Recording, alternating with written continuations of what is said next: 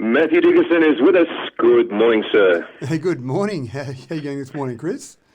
Yeah, good. How have you been? Good, Matthew? Yeah, sir, very formal this morning. I'm not used to being called sir. Well, it's the first time for everything, as they say. That's right.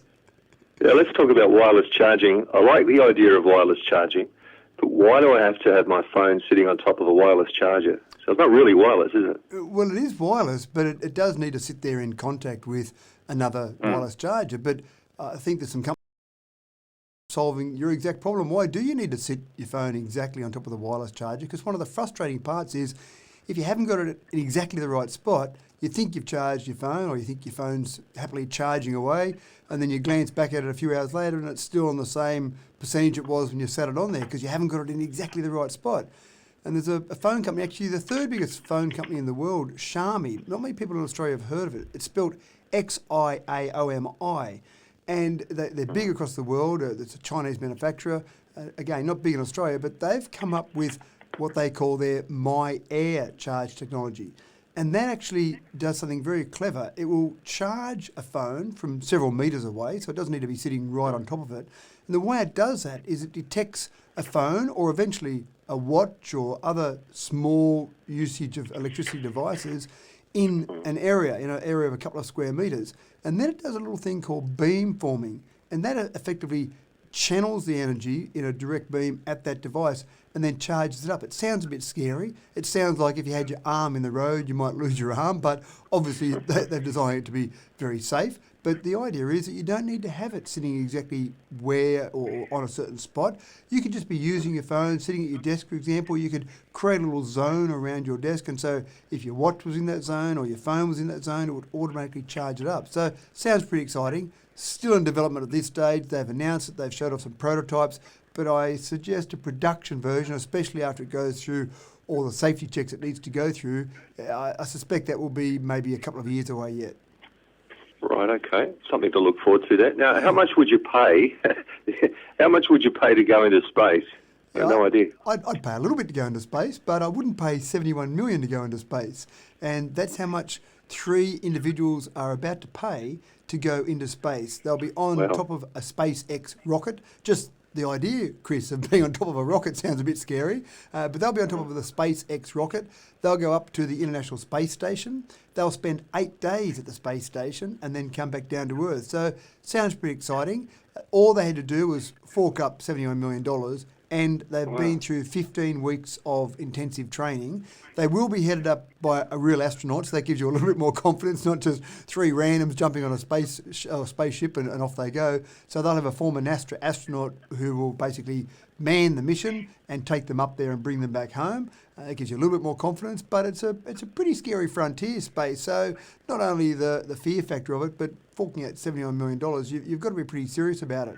Russia has been doing a little bit of space tourism over the years where they might take up one person for a space trip and come back. But again, this is the first time we've seen a complete crew of amateurs go up and spending so much time on the International Space Station. So I look forward to seeing this. There'll be more space tourism, I suspect, over the years, but most of the space tourism we've seen before has basically been taking people up into space for a few hours and then coming back down. And there's been different companies that have been working on that concept, but this is the real deal. This is going to the space station, and I can't quite remember the exact number, but it's somewhere around 280 people have been on the space station. Fewer people have been on the space station than have played Test cricket for Australia. So it's a pretty rarefied air they're going into. 71 mil, that's a lot of money. I wonder what Richard Branson, is he still doing his space program? Yeah, so Virgin Galactic is certainly working on their idea where they will basically take people up on a spacecraft that's piggybacked to a plane. They get up to a certain height, maybe 40,000 feet, and then from there that spacecraft takes off.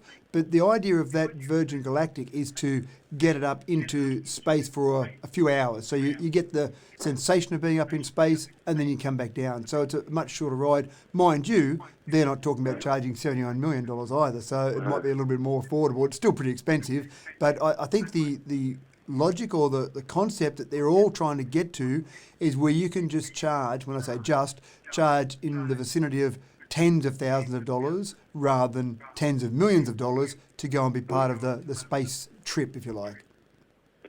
Now, talking about the big bucks, Matthew, would $6 million be enough to pay for a move to America to be a full-time gamer? Oh, look, I reckon $6 million would be enough to pay me to be a full-time gamer, but move to America, that's another whole ball game, I think. Oh, But no. it was enough for Hugh Shou-chi, who's a decorated Taiwanese superstar in the world of gaming. He's just been paid $6 million for a 2-year contract to go to America and play games. That's it. So all these years, Chris, I've been saying to my son, Wow. stop playing all those games, son. Go and do something that's going to be helpful to your long-term career. And now he can say to me, well, Dad, would $6 million be enough for me to make a career out of it? And I reckon it just about would be. But League of Legends is a game, the most popular game that people play across the world. The teams out of Asia are the teams that are the best teams. And so they're actually being targeted now by the US. Some of the teams in the US, believe it or not, teams in the US aren't that good. So they're targeting some of these Asian players and offering them some big money. A standard wage is basically $500,000 to go and play on one of these American teams. But for the best players, like the Taiwanese player I mentioned before, for the best players, that $6 million is the sort of money they're paying out. Now, it's getting pretty big in America in terms of viewers, and that's what obviously it's all about, getting people to be watching these games being played and making sure that you've got eyes focused on there, because then they can sell their advertising and sell all the merchandise that's associated with these games. So the viewing for it is certainly increased quite dramatically over the years. If you go back to, say, 2015, then the number of people in the US who watched any part of some sort of esports was down around 38.2 million. But by 2020, that number had jumped to 57.2 million. And if we look at the actual World Championship event from October last year, League of Legends World Championship, 46 million people watched that World Championship event. So it's pretty good in terms of the viewer numbers. So it's getting bigger and bigger across the world, and harder for parents to say to their kids, stop playing those games. That's right. We are talking technology with Matthew Dickerson, and this is interesting. If I am searching for that extra athletic performance, could tracking my blood glucose level make a difference? If you're really pushing for that extra percent, Chris, this is the next level that people are going to. It's certainly not illegal. It's not like we're talking about steroids here or doping. Essentially, it's just making sure that everything you're putting into your body is contributing to what's going to give you performance from your body. So there are things called continuous blood glucose monitors, and they've typically been used for people that have got diabetes. And I've ridden push bikes with people that have got that. They've got a little unit sitting in the back pocket, and they've got a little sensor, if you like, that goes just under their skin, just to keep an eye on their blood sugar levels, to make sure that they're keeping their diabetic condition under control. But now they're talking about, well, that's great for diabetics, but what about for performance athletes that really want to get the most out of themselves? So essentially, it's the same concept. You plug a little device onto your skin. It just goes underneath the skin ever so slightly. It then hooks up to a unit that you keep on your body, and then that sends information back to your phone, and you can monitor constantly your blood sugar level and work out what foods are working for you, when you should be eating, when you shouldn't be eating. Keeping your blood sugar level in a certain range will give you the maximum performance for whatever you're trying to do. So probably not designed for weekend runners that go for a bit of a jog with friends and have a bit of a chat and sprint the last 50 metres to see who gets to the end first.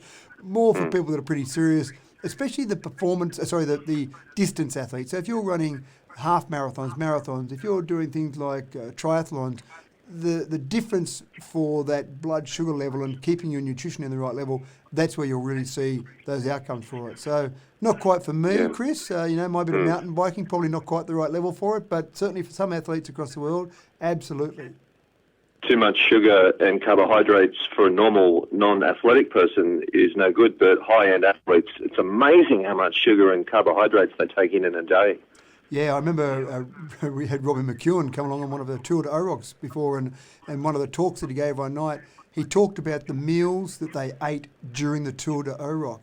Tour de France, the real thing, not the pretend one, and just the number of carbohydrates and the number of kilojoules that were consumed during the day. But then again, they're pumping out 200 kilometres on the bikes in a day, right. So you've got to have some energy to make up for all that energy you're burning.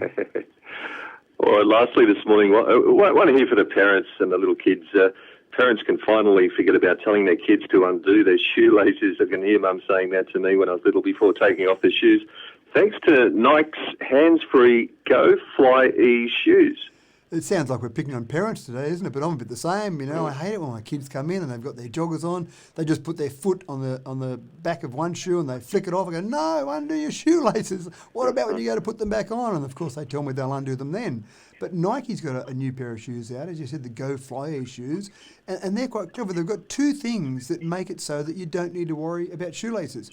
One thing is they've got a little nub at the end of the heel designed specifically for someone to put their foot on the back of the heel and flick the shoe off, just like we've been telling our kids not to do all the time. But the real innovation here is they've got a little 30-degree angle that it pops into. So when you actually put your foot on the back and slip your foot out, there's suddenly a 30-degree angle. So when you go to put your foot back in, it slides in and you clip it back down and then it's flat again. So it's got this little angular piece in it that makes sure that you can keep that shoe in its normal condition when you've got it on, but it pops out when you want to take it off. No shoelaces required. I'm not sure whether COVID-19 has helped them get to the point where you keep your hands off everything. Everything seems to be going hands-free these days, including shoes. So that's part of it. But I think it's just the ability for them to have some sort of innovation where they can make their shoe look a little bit different or stand out a little bit. So you put your foot on the back, it pops out, it sits at a 30-degree angle, waiting for you to put your foot back in, and you push the foot down and it slides back into the normal position and off you go. So it sounds like a very lazy shoe, sounds like something my kids would love.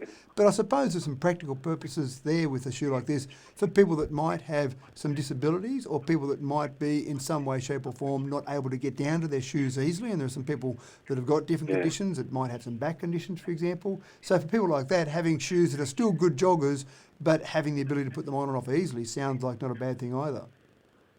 Fantastic, Matthew Dickinson. We will look out for you on YouTube and we will talk again next Wednesday morning. Have a great week, mate. Thanks, mate. I appreciate that, and we'll chat next week.